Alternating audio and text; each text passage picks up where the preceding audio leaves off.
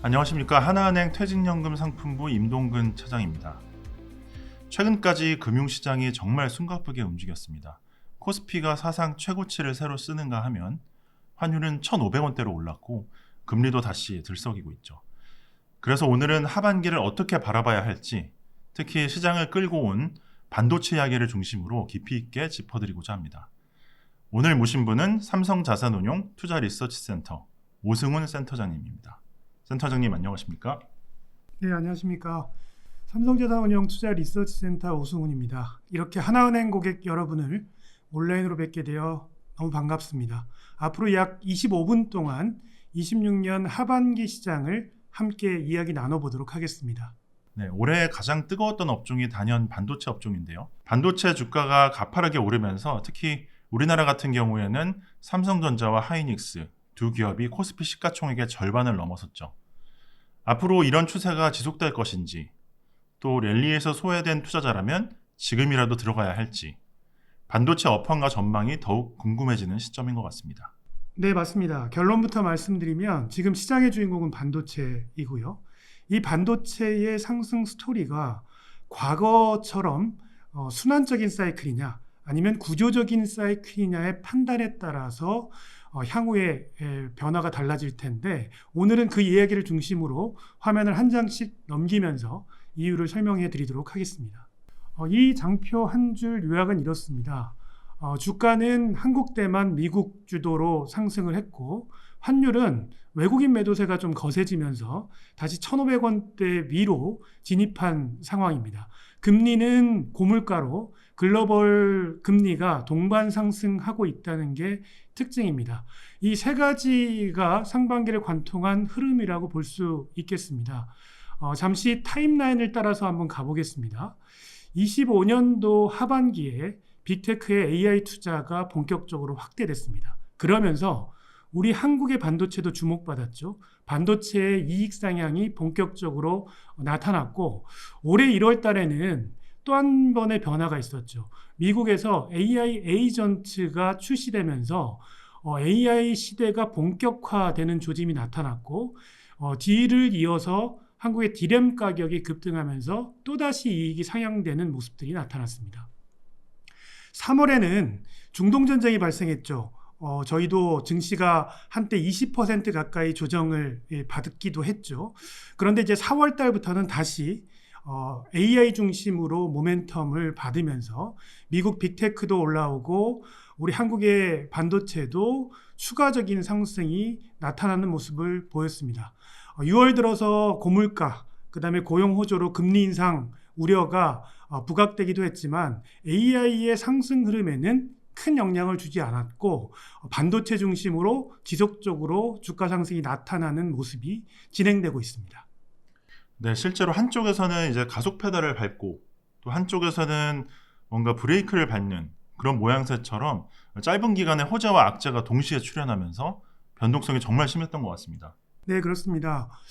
이 화면을 보시면 상반기가 이제 두 가지 그림입니다. 한쪽에서는 물가, 전쟁 이런 이슈들 때문에 금리가 좀 올라가는 모습이었고, 다른 한편에서는 AI의 성장 스토리는 계속되면서 주가는 저 금리보다는 이 AI 스토리에 반응하는 모습이었다고 볼 수 있습니다.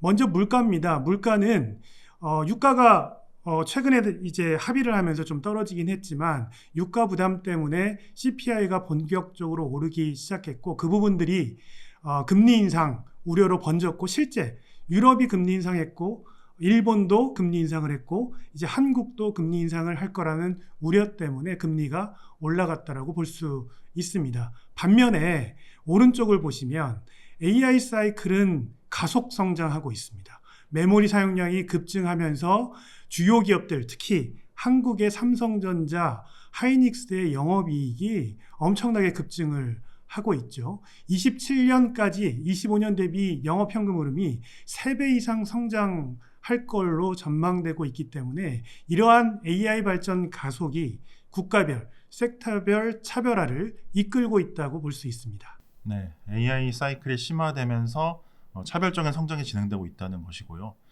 그러면 이제 기업들 순위도 좀 변화가 있나요? 이 표를 보면 시가총액 순위가 시다별로 완전히 바뀌었는데요. 네, 그렇습니다. 표를 보시면 2000년 초에는 GE, 엑슨모빌 같은 인프라 기업들이 상위권에 있었죠. 그 2010년대 이후에는 미국의 빅테크들이 본격적으로 글로벌 시가총액 상위 종목을 점령합니다. 근데 최근에 변화를 보면 26년 5월 기준으로 보면 엔비디아가 거의 시가총액이 5조 달러에 달하는데요. AI 사이클을 만들어내고 있는 선두주자들이 글로벌 시가총액 상위에 있다라고 볼 수 있습니다. 그리고 오른쪽 하단을 좀 주목해 보시면 반가운 이름들이죠. 삼성전자, 하이닉스 등 우리 대표 기업들이 글로벌 시가총액의 11위, 하이닉스는 14위, 이렇게 등장했다라고 볼 수 있습니다. 불과 몇 년 전만 하더라도 상상하기 어려웠던 그림인데 AI의 발전에 따라서 우리 기업들이 선전하면서 근본적인 시가총액의 순위를 바꾸고 있다, 이렇게 볼 수 있습니다.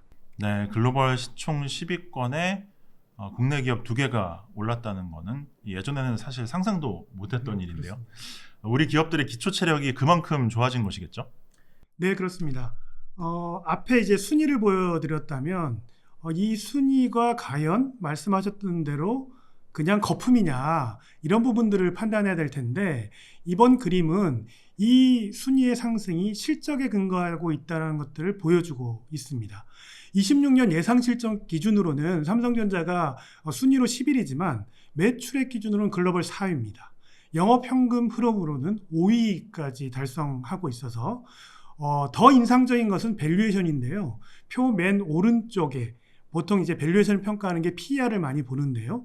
엔비디아가 20배 가까이 되고 애플이 32배인 반면에 삼성전자는 7.4배, 하이닉스는 6.8배이기 때문에 밸류에이션도 싸다라고 볼 수 있습니다. 정리하면 AI 투자는 빅테크가 주도하고 있는데 빅테크는 돈을 대는 역할을 하고 있어서 잉여현금은 오히려 감소하고 있습니다. 이 잉여현금이 늘어나고 있는 부분들은 엔비디아와 같은 GPU를 만드는 기업과 메모리를 만들고 있는 기업들이 잉여현금 흐름이 크게 늘어나고 있다고 볼 수 있고, 그런데도 한국의 반도체 기업들의 밸류에이션은 여전히 싸다는 게 이 화면의 메시지입니다. 이제 국내 주식으로 넘어가 보겠습니다. 이 차트는 코스피의 상승 추세를 점검한 차트인데요. 과거 패턴을 보면 작년 이후의 패턴입니다. 접전 대비해서 한 60% 이상 올라가면 한 2개월 정도 정체가 나타났었는데 25년 11월 달에 미국 증시 조정 때 한 10% 정도 조정이 있었고 3월 달에도 중동 전쟁 때문에 한 20% 조정이 그 사례입니다. 그래서 지금은 사실은 주가가 많이 지금 거의 9,000선에 육박하고 있는데 이게 시작한 포인트가 5,000포인트 초반입니다. 그렇게 보면 한 70% 정도 상승을 단기적으로 빠르게 했기 때문에 과열이 좀 있는 국면이라고 볼 수 있고요. 과거처럼 본다면 그러면 조금 쉬어가는 국면은 필요하다라고 이제 판단하고 있고요. 다만 이 AI 사이클이 지금 초반에서 이제 중반으로 넘어가는 사이클이기 때문에 추세 자체가 꺾인 건 아니라고 생각하고 있습니다. 자, 이 화면은 코스피가 어디까지 왔는지를 보여주는 화면입니다. 과거에 80년대 이후의 그림을 그려본 건데요. 코스피는 현재 저점 대비 3.3배 상승해서 미국과 대만 수준을 따라잡았습니다. 추론 시대에 메모리가 병목이기 때문에 한국의 이익 증가폭은 엔비디아, TSMC의 초기 성장을 뛰어넘는 수준이라고 볼 수 있습니다. 속도면에서는 90년대 후반의 테크 사이클과 유사합니다. 당시에 코스닥 중심으로 올랐는데 코스닥이 한 4.4배 정도 올랐고 나스닥이 5.5배 정도 올랐습니다. 그 테크 버블과 비교하면 지금의 단기 상승 속도는 상당히 강한 편이라고 볼 수 있어서 그래서 향후에 추세는 지속되고 있지만 속도 자체가 지금의 속도처럼 가기는 앞으로는 좀 어렵다라는 부분들은 좀 생각해 봐야 될 포인트라고 생각합니다. 네, 속도가 상당히 빠르긴 해도 어쨌건 이익 개선세도 빠르고 또 가파르게 진행되긴 했잖아요. 그렇습니다. 예, 중요한 건 왜 올랐느냐가 중요한데요. 이 차트가 이제 답을 보여줍니다. 주가 상승 속도보다 지금까지는 이익의 상승 속도가 더 빨랐습니다. 결국은 압도적인 이익 상향이 주가를 끌어올린 거라고 볼 수 있습니다.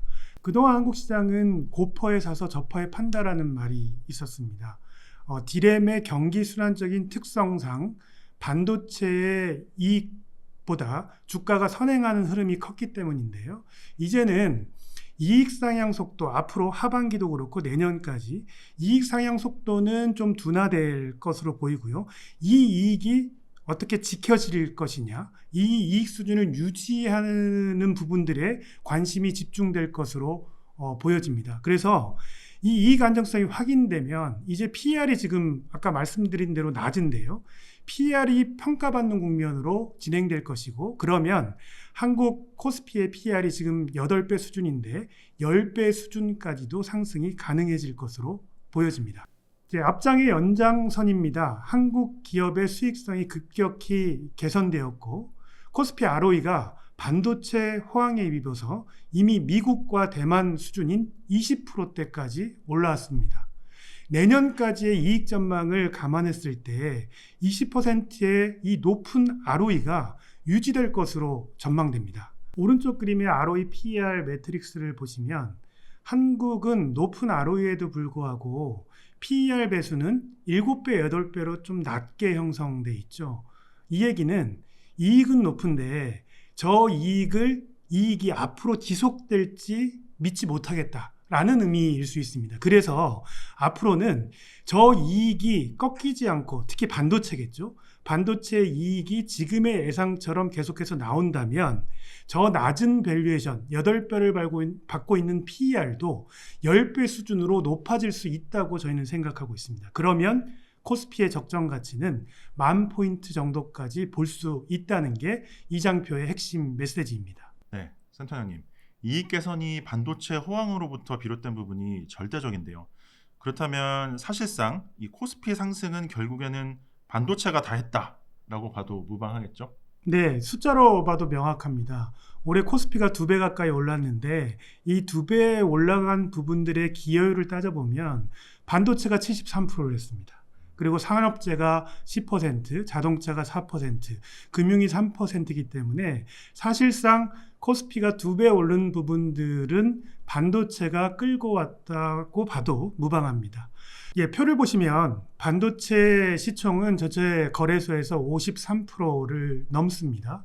그리고 이익은 전체 이익 중에 반도체 이익이 한 70% 정도를 차지합니다. 결국은 시가총액에서도 그렇고 이익에서도 그렇고 반도체의 역할이 중요하다고 볼 수 있습니다. 달리 말하면 반도체가 흔들리면 전체 시장이 좀 흔들릴 수 있다는 것이고요. 그래서 하반기 내년도에 반도체 이익이 안정적으로 지금의 예상대로 나오는지 여부가 코스피 반등의 지속성, 상승의 지속성을 판단하는 기준이 될 것 같습니다.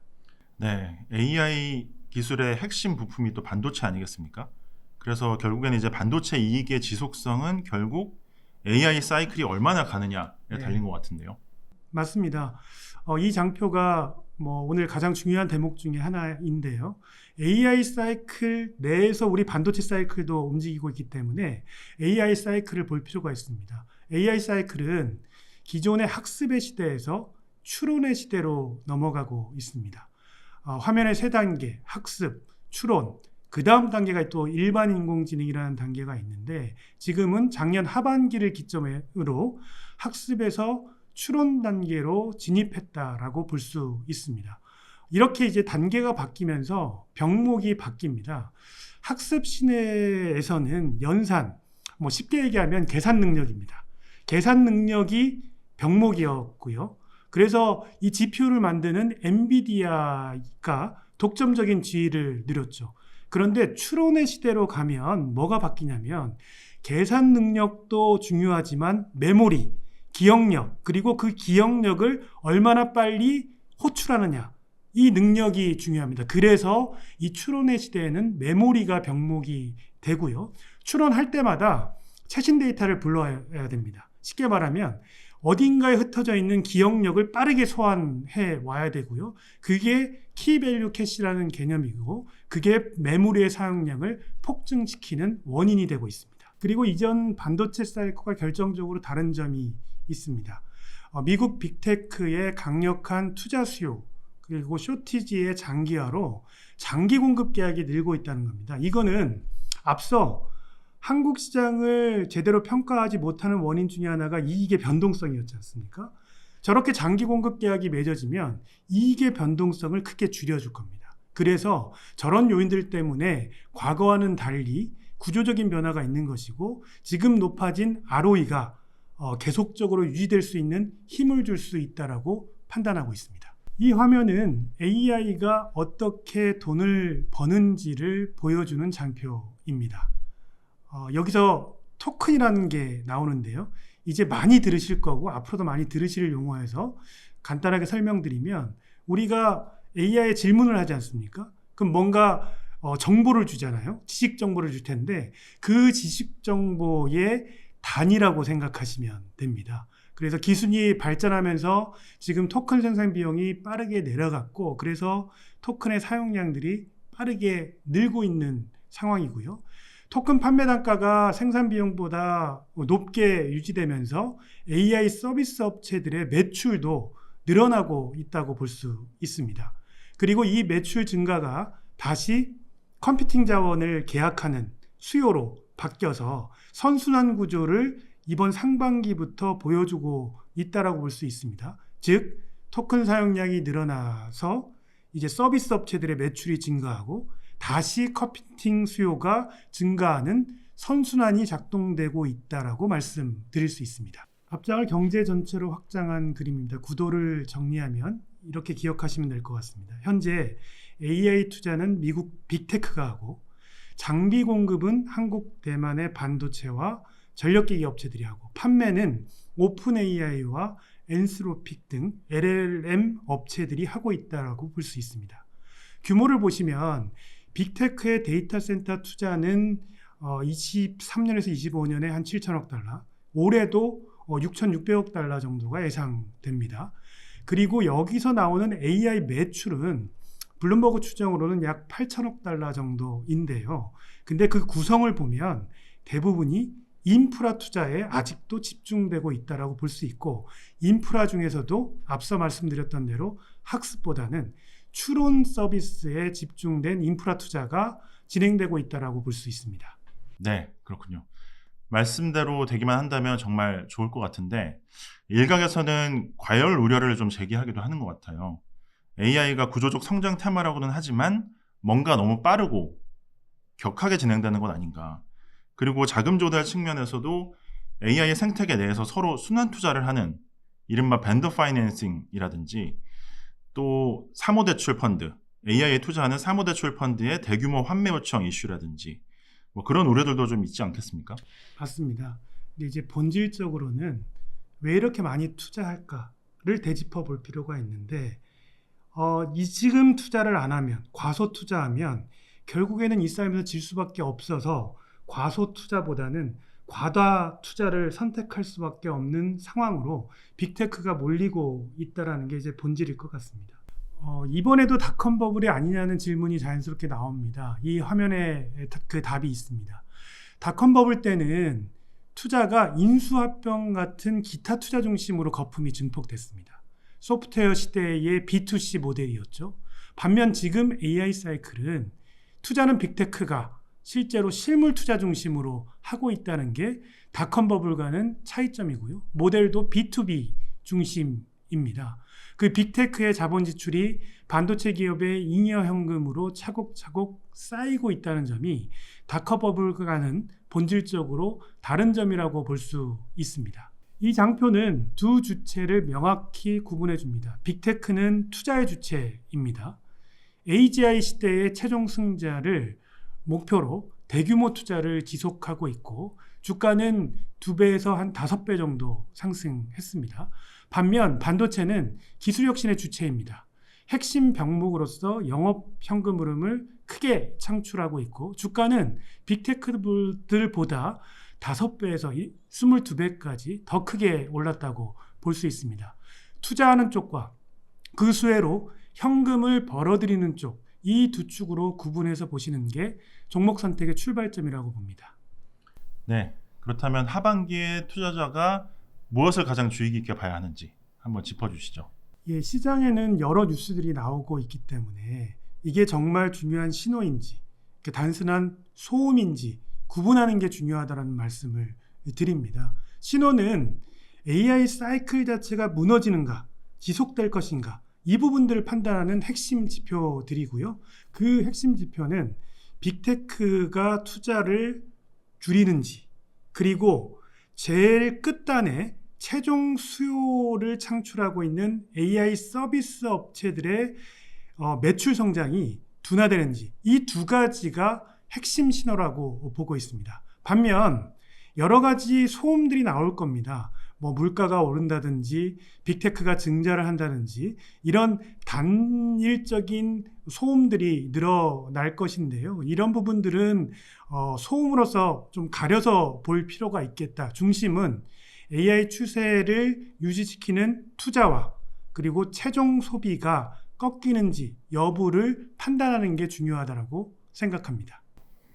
네, 실제로 그 매크로 측면에서 보면 급하게 상승한 금리에 대한 우려도 좀 있었는데요. 네, 그렇습니다. 금리는 연초 이후에 한국뿐만 아니라 전 세계 금리가 올라가면서 금리 자체가 주식에 주는 부담이 있죠. 할인율이 이제 높아진다라든지 이런 부담들이 있는데 지금은 앞서 말씀드렸던 대로 그 부담보다는 AI의 성장 속도, 이 부분들의 주식시장은 초점을 맞추고 있다라고 볼 수 있습니다. 금리를 조금 더 설명을 드리면 금리 화면인데요. 고유가가 장기화되면서 인플레 우려가 높아지고 있고 연준의 금리 인상 우려도 높아지고 있는 상황입니다. 그러나 저희 그 삼성자산운용에서는 미국 같은 경우는 이미 금리의 수준이, 기준금리의 수준이 적정 수준보다는 좀 높은 수준이어서 당장에 인상을 하기보다는 하반기에는 동결 기조를 유지하면서 좀 관망할 것으로 예상하고 있습니다. 시중금리와 연동돼서 생각해 보면 그러면 지금 현재 미국 국채 금리가 한 4.4% 수준에서 움직이고 있는데 말씀드렸던 대로 기준금리 인상이 올해 하반기에 나타날 가능성은 저희는 적게 보고 있기 때문에 미국 금리가 여기서 크게 오른다기보다는 현재 수준 4.4에서 4.5 이 정도 수준을 계속해서 좀 유지해서 하반기까지 진행될 가능성이 높다고 보고 있습니다. 네, 그러면 미국 금리는 현재 수준에서 추가적인 급등 가능성은 높지 않고 금리 관련 우려도 좀 제한적이다 이렇게 정리할 수 있겠네요. 네, 맞습니다. 이 화면이 오늘 강의의 종합 결론입니다. 키워드는 하나로 압축할 수 있습니다. 아직 AI 사이클에 대한 노출도를 줄이는 거는 시기상조라고 말씀드리겠고요. 여전히 주도주는 AI 하드웨어, 반도체를 비롯한 AI 하드웨어이고 일부 이제 분산을 더할 수 있다고 생각합니다. 워낙 속도가 빨랐기 때문에 속도가 좀 느려지면서 분산이 일부 나타날 수 있다고 보고 있고요. 국가로는 한국, 미국이 그 중심에 있을 것이고 만약 확장을 한다면 일본 정도 이렇게 볼 수 있고요. 섹터로는 반도체, 전력기계 등 병목 섹터에 대해서는 일정 수준을 그냥 유지하고 가야 된다라고 보고 있습니다.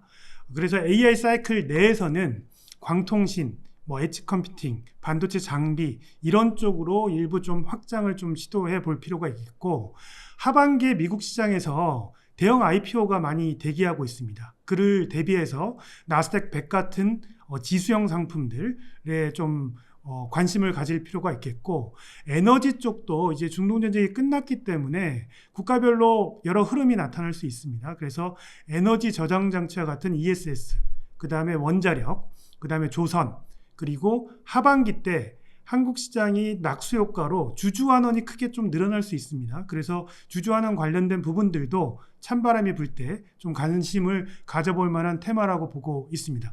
핵심은 여전히 반도체이고 말씀드렸던 내용들의 어떤 순환매를 가져갈 수 있는 부분들에 추가적인 관심이 필요하다라고 볼 수 있습니다.